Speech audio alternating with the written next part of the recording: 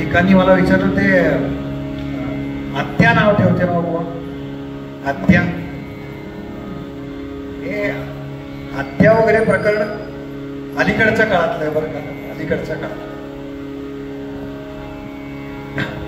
ते जेव्हा बघतात ना त्या बालकाकडे, तेव्हा त्यांना याचं पुढचं सगळं काय भविष्य आहे हे दिसतं बरं का. संतांना, ऋषींना, सामर्थ्यवान लोकांना हे दिसतं आणि त्याला अनुकूल त्याचं नाव ठेवलं जातं, त्याला अनुकूल नामकरण केलं जातं. गर्गाचार्य आले आणि गर्गाचार्य नंदाला म्हणाले की नंदा, मला असं कळलंय की तुला पुत्र झालाय, रोहिणीला तुझ्याकडे जी आहे तिला सुद्धा पुत्र झालाय. वर्षभराच आहेत बरं का, बलरामदाला जवळजवळ, म्हणजे नामकरण झालेलं नाही अजून, पण 1 वर्ष होऊन गेलेलं आहे. तेव्हा या बालकांचं नामकरण करावं याच्याकरता मी आलो आहे. पण तू कोणालाही सांगू नकोस. याचं कारण असं आहे की जर मी तुझ्याकडे आलो आहे आणि तुझ्या मुलांचं नामकरण मी केलं, हे जर कळलं, कंसापर्यंत बातमी गेली, तर त्याच्या मनात वेगळी काही शंका येईल. म्हणून तू हे कोणाला सांगू नकोस.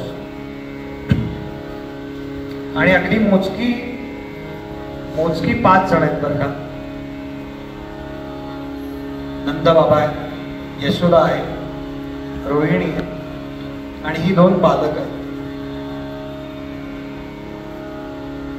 आणि काही संत सांगतात बरं का, म्हणजे आपल्याला वाटतं ना समोर एखादा सत्पुरुष आला, साक्षात्कारी आला, जे बाकीचे म्हणतायत तसं, पण खरंच आहे का, जरा परीक्षा घेऊन पाहूया. फार वाईट खोड आहे बरं का आपली, फार वाईट खोड आहे.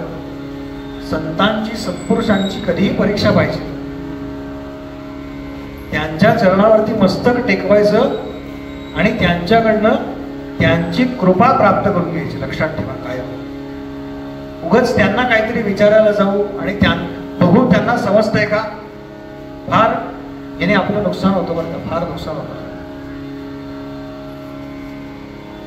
पण या दोघींनी काय केलं, ती म्हणाली जरा आपण आतला बदल करू. यशोदेनं तो रोहिणीचा जो पुत्र होता ना त्याला घेतलं आणि उलट त्या बालकाकडे पाहिलं बरं का गर्गाचार्यांनी. असा धष्टपुष्ट आहे, घेतला यशोदेकडून हातात, डोळे बंद केले बरं का. शेजारी बघा जरा, कोणी डोळे बंद केलेत का? नाही ना.